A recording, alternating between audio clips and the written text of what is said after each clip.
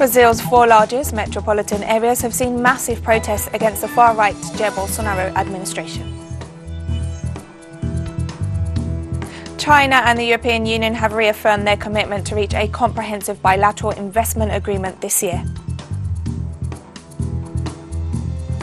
The number of COVID-19 cases has now surpassed 300,000 across the African continent. From the headquarters of Telesur English in Havana, Cuba, this is From the South, and I'm Katrina Goss.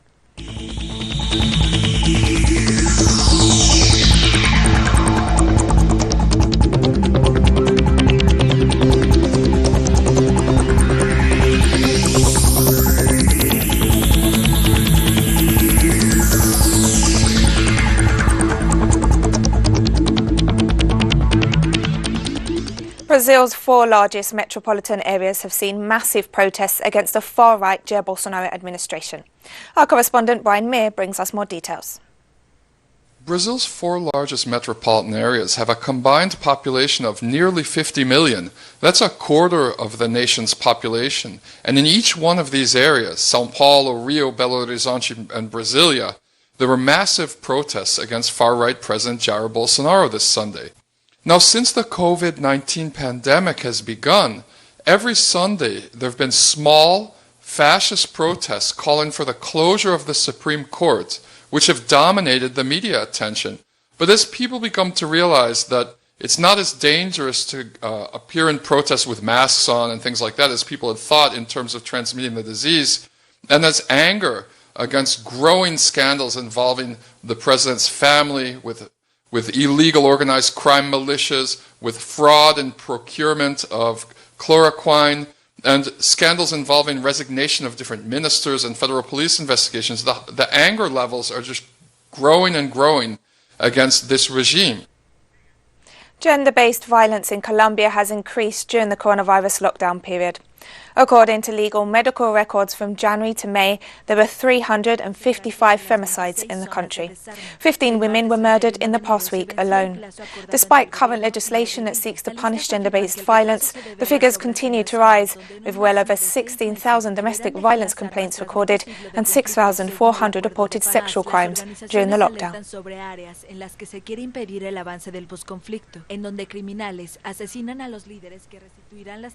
And Colombian health authorities reported more than 3,000 new coronavirus cases on Sunday.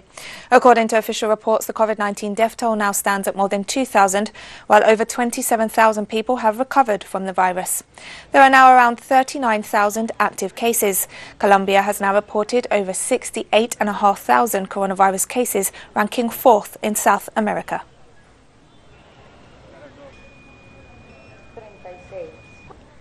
In Chile, opposition parties and social organizations have called on Health Minister Enrique Parés to strengthen the government's strategy against the COVID-19 epidemic. In a press release, the organization said that the state's policies have not been working and urged that preventative measures be reinforced during the lockdown. At the same time, they highlighted the ongoing collapse of the healthcare system and blamed authorities for a lack of interest in maintaining effective conditions to ensure that the population could comply with the quarantine.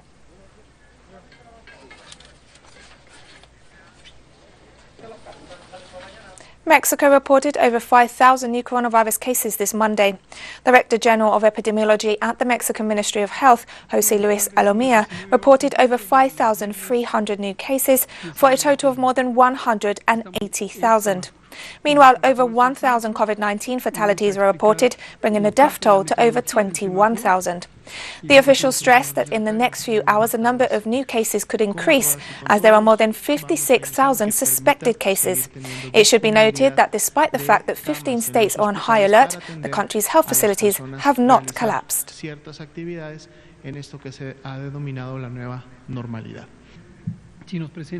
Peruvian authorities reopened shopping malls this Monday, despite the large number of coronavirus cases. The country has now reported a total of almost 255,000 COVID-19 cases, while the death toll stands at over 8,000. On Sunday, over 3,500 new cases were reported and 184 deaths. It's worth noting that more than 10,500 patients are currently hospitalized, 1,100 of which remain in intensive care. Despite the health crisis, the government of Martin Vizcarra has authorized the reopening of malls and stores as of Monday, which must follow strict hygiene measures.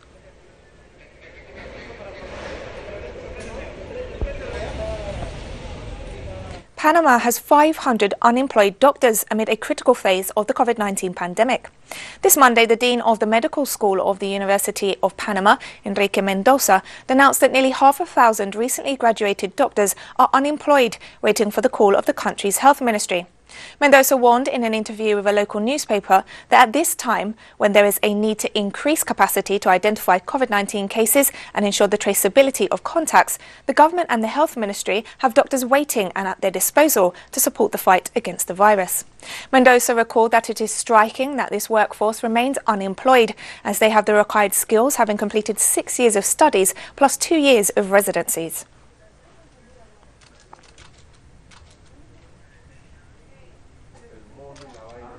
In Bolivia, the de facto government enacted the law for the holding of the presidential elections on September 6. The law, which was drafted by the country's electoral court, is a result of a political agreement between 7 of the 8 candidates in the race, including the political alliance of the de facto government, that finally decided to accept the election date. Several social and political sectors have stressed that the decision was taken after social movements put pressure on the de facto government, which they claim had generated a media campaign to postpone the presidential elections.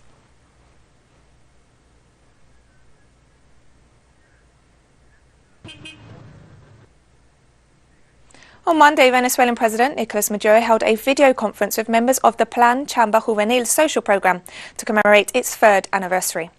The Venezuelan president highlighted that his government's repatriation program has helped thousands of young people return to Venezuela, and thanks to the Chamba Juvenil program, they are being given work opportunities upon arrival. Maduro specified that 70,000 Venezuelans have already returned to the country and 150,000 or more are expected to arrive soon. He also called on young people to help the social program reach all communities in Venezuela to continue the consolidation of the Bolivarian Revolution and offer work training opportunities to all youth.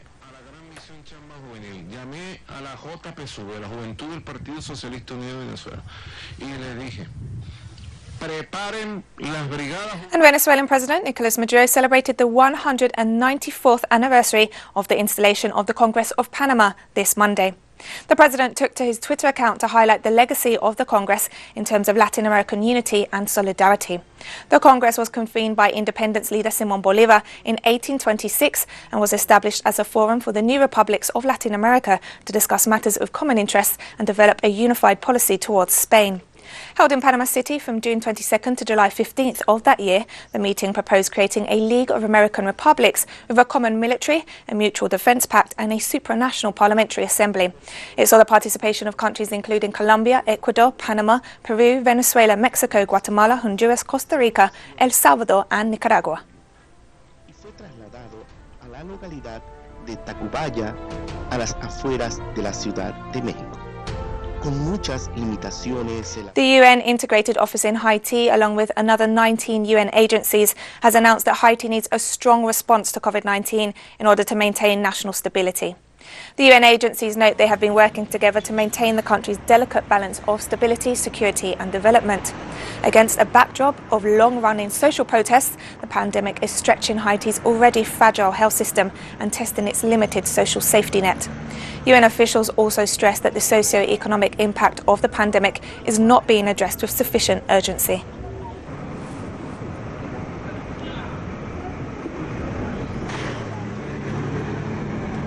A nearly 4,000-mile-long plume of thick dust from the Sahara Desert has reached Puerto Rico. The dust is part of a phenomenon that develops every year off the coast of Africa, known as the Saharan air layer, but the current mass of dry, dusty air is unusually intense. The vast cloud of Sahara dust is blanketing the Caribbean as it heads to the United States, with a size and concentration that experts say hasn't been seen in half a century.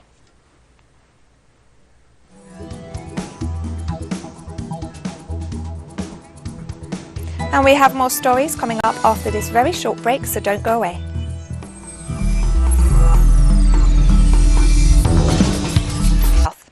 In an Oval Office interview with ASIOC's US President, Donald Trump stated he would consider meeting with his Venezuelan counterpart, Nicolas Maduro. Our correspondent in Washington, Jorge Gestoso, brings us the details. Thank you. President Trump on Friday had an interview at the Oval Office with Axios, and he was, in a way, suggesting that he could eventually meet with President Nicolás Maduro of Venezuela. He said, and I quote, "I would maybe think about that. Maduro would like to meet, and I'm never opposed to meetings, rarely opposed to meetings." And then he continues and said, "I've always said you lose very little with meetings, but at this moment, I've turned them down." And after that, on Twitter, and I quote his Twitter, he has said, "Unlike the radical left," that means the Democratic Party, "I will always stand against socialism and with the people of Venezuela. My administration has always stood on the side of freedom and liberty and against the oppressive Maduro regime." And he closed the Twitter saying, "I would only meet with Maduro to discuss the one thing, just one thing, a peaceful exit from power." President Trump has already said, according to the book of Joe Bolton, in a part of the book that is quoted, he said, it would be cool to invade Venezuela. And then in another part he says, because Venezuela really is part of the United States. So in reality, it's a big question mark if he would really like to meet with President Maduro. And therefore, we have to wait and see what's going on in the next hours. We get back to you now. The World Health Organization's Director General told a virtual health forum organized by Dubai's authorities that the greatest threat facing the world is not the coronavirus itself, but the lack of global solidarity and leadership. That a devastating epidemic can start in any country at any time and kill millions of people because we're not prepared. I said that we do not know where or when the next global pandemic will occur, but we do know that it will exact a terrible toll, both on human life and on the global economy. But no organization and no country can fight this pandemic alone. Only by working together will we overcome this global threat. The greatest threat we face now is not the virus itself. It's the lack of global solidarity and global leadership. Millions of children returned to school in France on Monday as the country started phase 3 of the easing of COVID-19 restrictions. Schools had started gradually reopening from May 11th with strict hygiene measures and limited class sizes. Under the second phase, students were either receiving classes part-time or were homeschooled. Physical distancing measures have now been relaxed and the limit for the number of students in a class has been scrapped.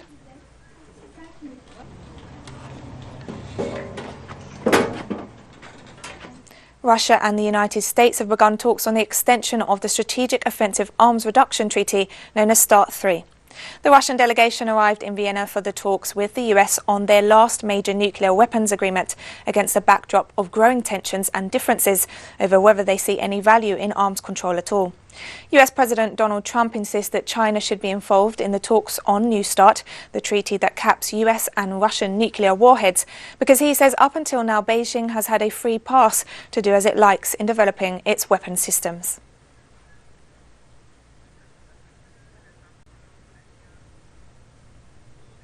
Serbian President Aleksandar Vučić declared a landslide victory for his ruling party in a parliamentary election tarnished by a boycott by much of the opposition.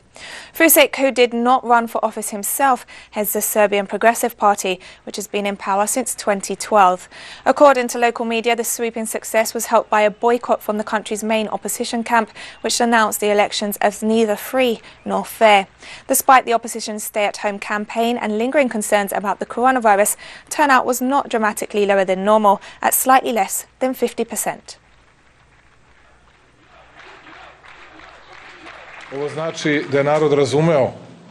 It means that the people have understood and that they know what responsibility and seriousness they are asking for in the future. But it also means that the people are asking us to change, to be much better than what we have been up to now, to bring to the forefront young people that people could not see up to now, and that we put even more energy into our work. On Monday, China and the European Union reaffirmed their commitment to reach a comprehensive bilateral investment agreement this year. The pledge came during the 22nd China-EU Summit of Leaders via video link. Representatives highlighted the progress made in the negotiations and reaffirmed that both sides were committed to concluding the China-EU Comprehensive Agreement on Investment in 2020.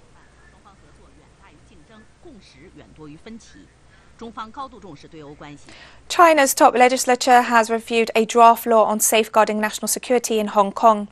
The draft law includes a provision for the Hong Kong Special Administrative Region to establish a commission to safeguard national security, which would be supervised by and accountable to the Central People's Government of China. According to the text, the Central People's Government shoulders the fundamental responsibility for national security related to Hong Kong, while the Special Region bears the constitutional responsibility of safeguarding national security and fulfilling its obligations.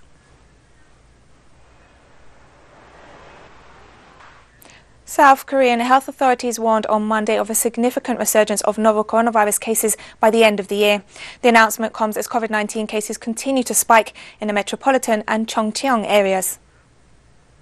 Recently, we found out that our predictions that COVID-19 will slow down in the summer were all incorrect, and we believe that the virus outbreak will continue as long as there are close contacts between people in close spaces. Experts are warning that if we fail to prevent further spread in the metropolitan area and Chongqing area and let the size of infections increase, then such infections will accumulate and a bigger wave of virus could come in the near future, not waiting until the autumn. Therefore, we are in a situation where we need to slow down the virus spread and reduce the size of the virus outbreak. And we're taking one last very short break now, so stay with us for more.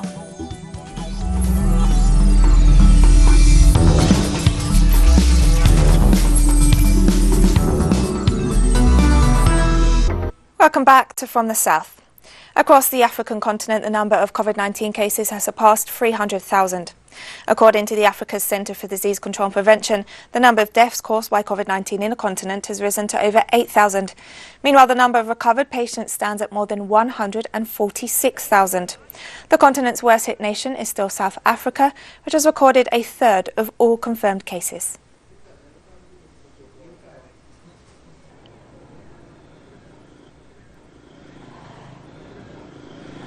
In Tunisia, protesters demanding jobs in the energy sector blocked roads on Sunday after security forces arrested an activist.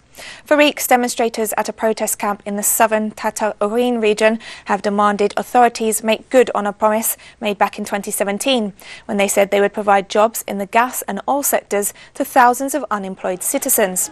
The protesters blocked roads around the El Kamoud pumping station to prevent tanker trucks from entering the facility. According to the governor of Tataouine, Adel Wergi, the protests turned violent after the arrest of an activist wanted by authorities and after security forces used tear gas on the demonstrators.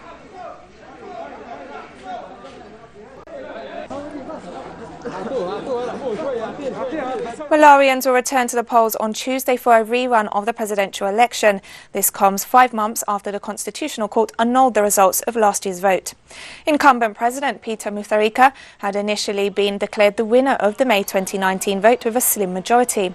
However, opposition leaders challenged the results in court, citing massive irregularities. Judges agreed and nullified the results back in February and ordered a repeat of the election. The vote will pit the current president against Lazarus Chakwera, who has united the opposition under a coalition looking to unseat the ruling Democratic Progressive Party.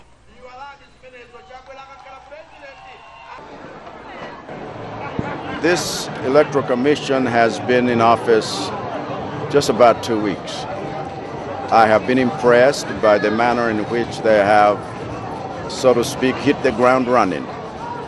And I have confidence that they want to do what is right, protecting the rights of Malawians as they make their choice.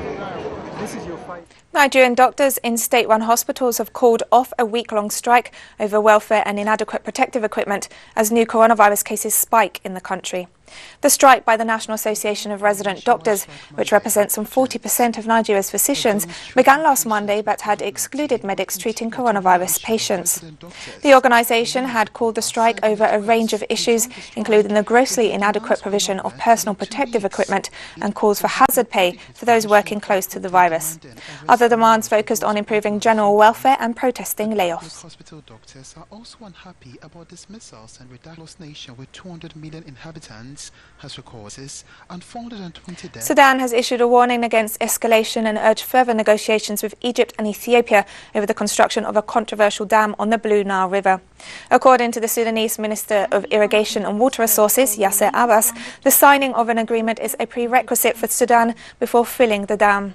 Meanwhile, Ethiopia has declared plans to start filling the dam next month, regardless of whether a deal has been reached.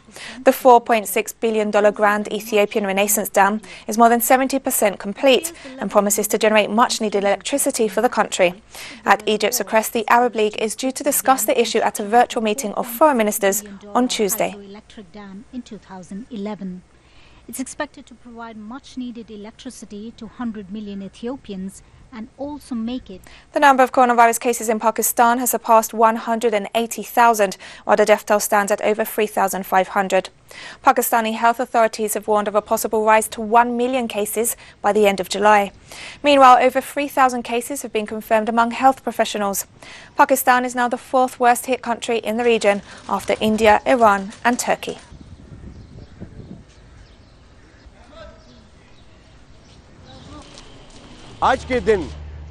So far today, in 24 hours, 136 people died due to COVID-19, and more than 6,000 cases were recorded. This is the highest number at the moment globally in a single day, and Pakistan went on top of the current status of cases reported in 24 hours. And this is very anxious news, and if the situation goes on in the same way and we don't show seriousness, the number will increase. Unfortunately, the poor people and ignorant people, they absolutely don't believe the virus exists. They think it is some conspiracy, all between the government and doctors kill patients with some injections. But my question to them is, if this is the case, then how come 41 doctors lost their lives? This has to be understood.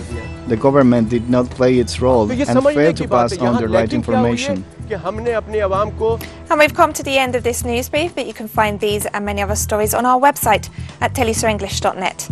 And you can also join us on social media, Facebook, Twitter and Instagram. For Telesur English, I'm Katrina Goss, and thank you for watching.